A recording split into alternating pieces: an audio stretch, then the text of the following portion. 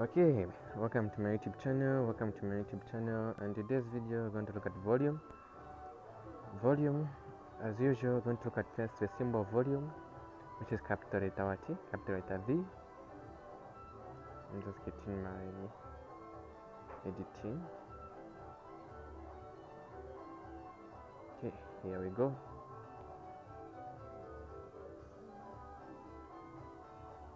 So in today's video, we're going to look at volume, particularly the whole topic volume. The main topic is what? Mechanics, but the subtopic is what? Volume. So technically, we all know that the symbol for volume is what? It's V, right there.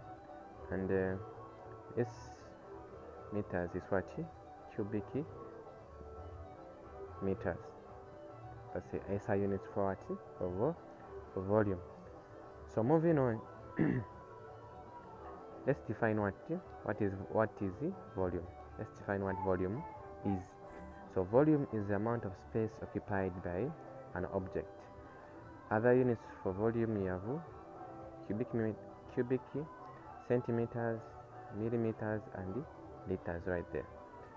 So moving on, let's look at the relationship between these units. So when you say that I have 1 millimeter, what does it mean? It simply means you have what? 1 centimeters what? Cubed. For example, let's say I have I have 1 millimeters of water. Or my cup contains 1 millimeters of what? Of water. It simply means it contains what? 1 centimeters what? Cubic of what? Cubic of what? Of water. When I say my cup has 1 liter of water, what does it mean? It simply means the amount of water which is in that cup is what? It's 1000 millimeters. Same apply this what? 1000 centimeters what? Cubed. When I say I have 1 liters of water. So moving on, what if I say I have dense meter cubic of water. It simply means I have 1000 liters and I have 100,000 cubic centimeters of water. That's how the relationship is between those units.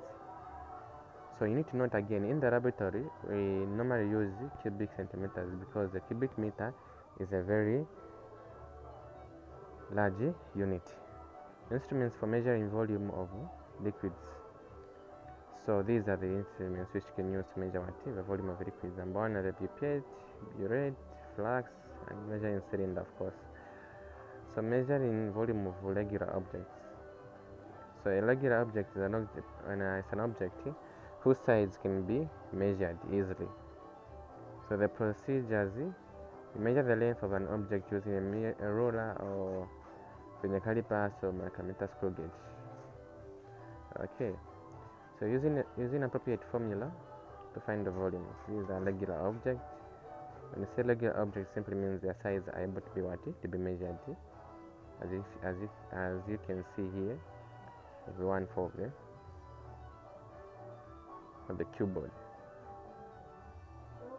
Okay, so the formula for the cuboid is right here, have been given. And then this one as well, this volume has been given there. Formula of volume of an sphere have been given. This one is here. You need to master all these volume in physics, especially in paper 2, physics question 1. It's normally on volume. Like 2019 internal, you can check out that paper or do a question on that paper after this video just to cement the lesson. So for example, let's look at this example. So the example reads, find the volume of the block which has the following measurements. The length have been given there is 10 centimeters. We have the breadth been given is 6 centimeters right there, and we have the height have been given is 3 centimeters. So knowing that this is the type of the block, you have the length, breadth, and height. How do you find the volume? The volume is simply multiply like we have been given right here. You multiply all the three given what quantities. That's how you find what volume of this block. So when you multiply 10 here, like what I did here, I multiplied 10 times 6 times 3 centimeters, then you multiply it. After multiplying it, you're going to get your volume as 180 centimeters cubed. Okay, so God's grace, not mine. So moving on.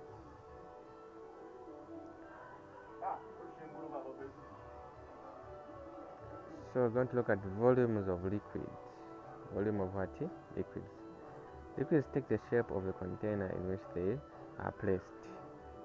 If a container is filled to its capacity, its volume can be determined by pouring the contents into the measuring cylinder. How to read the volumes of a liquid? When a liquid is poured into a measuring cylinder, it forms a curved surface in the upper part of the liquid. Okay. The curve could be concave or convex depending on the properties of the liquid you are using. The curved surface is called the meniscus and is caused by the attractions between the liquid particles and the container. When the meniscus is curved, it's a concave, convex. Sorry for that, convex, which means the curve is facing upwards. It is read from the top, and when it is concave, meaning curving downwards, it is read from the bottom. How to read the measuring cylinder? So pour the measured liquid into the measuring cylinder. Read the scale at the flat surface of the liquid. Like a diagram is showing here, you can clearly see the proper way to see the correct unit. So looking at the diagram here, this problem, for example, if you place your eye on this position here, we have there's an error which is called the just write it here, parallax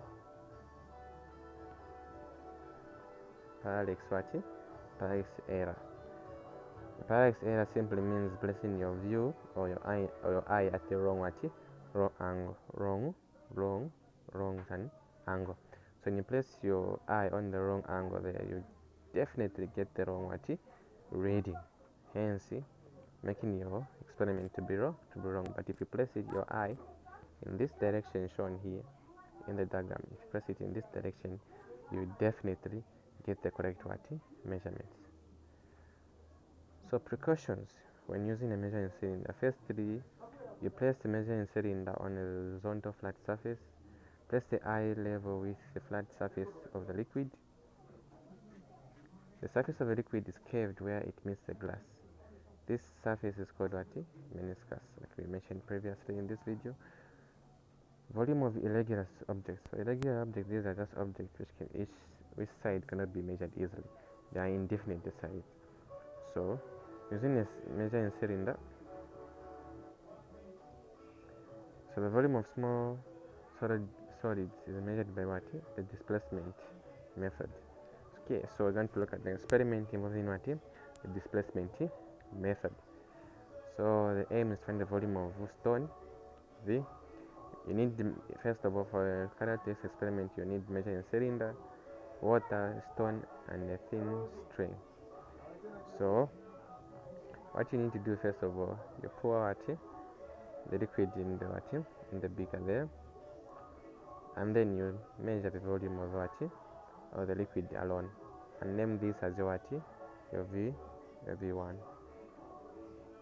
Then after doing that, you get your small stone, tie it to a rope. Then after tying it to a rope, what you do is you put it here in the liquid, right? After putting it here, the water will rise at a certain height. So now the new position where the water will rise, we call that as our V2. So hence, for you to find the volume of this small stone, what do? You find the difference between V2 minus V1. This should give you the final volume of the liquid. So when you do a calculation, that's how you find the volume of irregular object.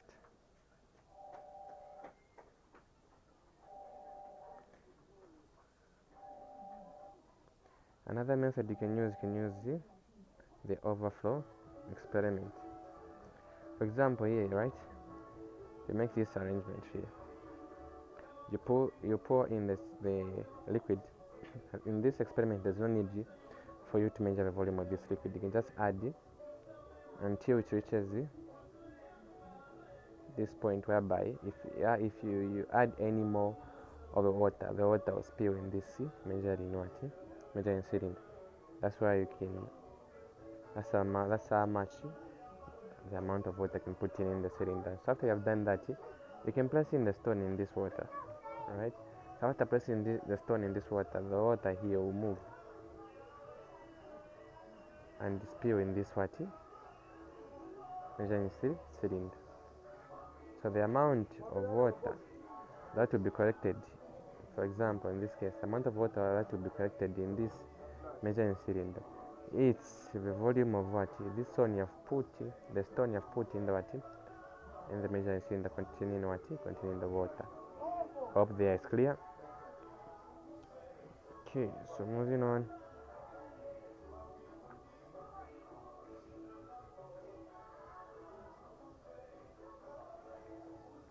There's some precautions. You make sure the string is well reduced. Use a solid that does not react or dissolve in the liquid. Lower the irregular solid gently to avoid the splashing of the liquid. Okay, so here let's look at an example here. What do you have? I'll do my calculations as this one here. We'll see if our solution will be correct. So the question reads, you have 100 centimeters cubed of water is poured into the measuring unit. Let's try to draw this experiment. If reading is boring for you in the exam, like some of us, you can just draw the experiment being described here in the question. So we have we have been given the volume of this water. We have said this water 100 cubic centimeters, right? So the question continues saying, is poured into the measuring cylinder. This is our measuring cylinder right here. A block of copper wire is gently lowered into the measuring cylinder. Okay, so let's get our copper wire, right? So you can say this is our copper. Let's try doing this. This is our copper wire, right? And the question saying is gently being lowered into this liquid, right? Say here it will be 100 centimeter cubed. So after I've put the stone of copper in this measuring cylinder, the question is telling us the water levels right here. The water levels rises to 183 centimeters cubic. So after putting the stone, the water here rises. Let me just draw the water properly. Okay. So here we expand our water. So the water rises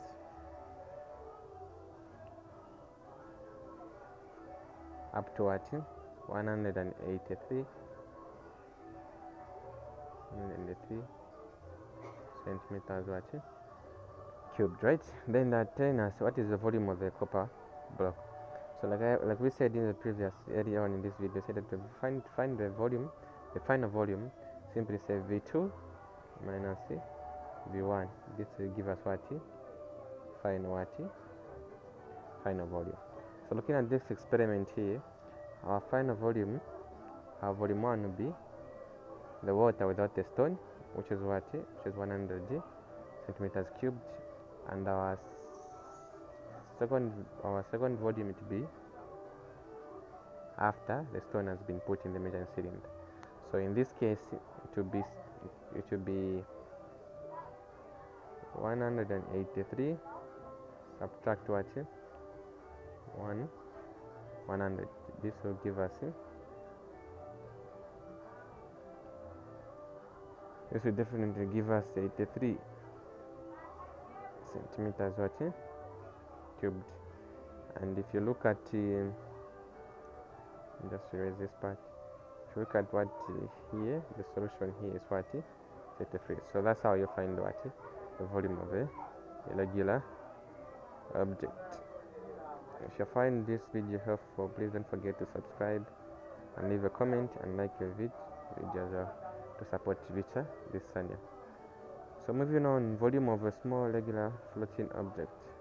So the experiment to find the volume of a small irregular floating object. Experiment aim is to find the volume of an irregular floating object V. You have a chalk, which is the floating object. You have the stone, water, thin string, and measuring cylinder. Method: pour the water into a measuring cylinder. Like usual, if you don't like drawing, what do you do? Don't hesitate, just draw for better understanding. So what I say now, method do. So you have the water, pour the water into the measuring cylinder. Okay, you have poured the water there, right? This is our water. Okay, what is this in the experiment? Tie a thin string around a small stone. Okay, so let's do this. This is our stone, and we have tied it.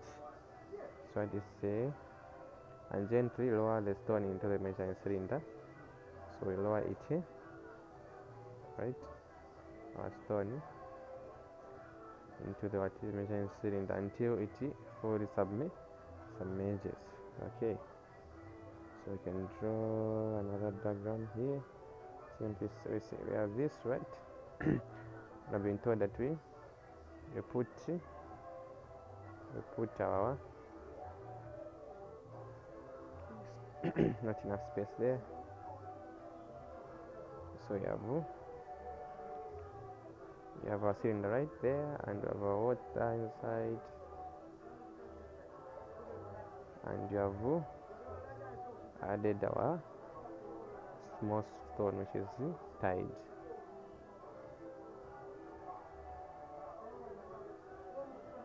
Tied right there. So it's full submerged. So what do we do next?